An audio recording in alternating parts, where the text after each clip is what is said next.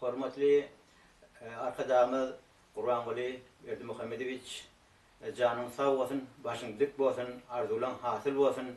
Benim daşa yurtda yaşap Kanada Toronto şehrinde köplenç tanıyarlar. YouTube arkalarından, Facebook arkalı biz Quvanyas atavatanımıza, ilimize, günümüze Quvanyas İçeri İşler Ministrliğine, Quvanyas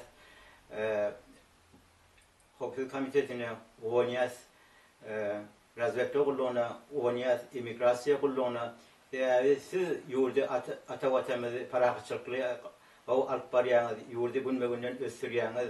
Hasan biz buna Quvanyas, şu Quvanya'da biz haklı ve hakkımız var diye düşünüyor. Sebebi bizim yurdumuz, men hiç saat ben dengar bilemek dine bir parakçılık yadaydı.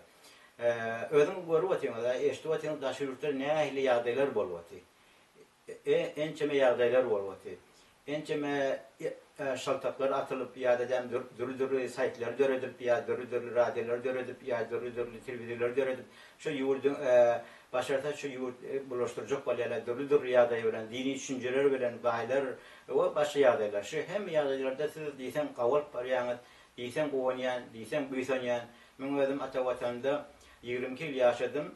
22 yıl yaşamdan sonra Türkmen garajdarlığı verilmeden mecbur ben yani da şehirden çıkıp gitmeli oldum. Ayçak balyan zaten bizim de Türkmen, bizim şu Türkmen halkının olan uşağı, bizim gidecek yerimiz yok, taş yerimiz yok. Bizim şu ne diysen aysen ayda oturmalı.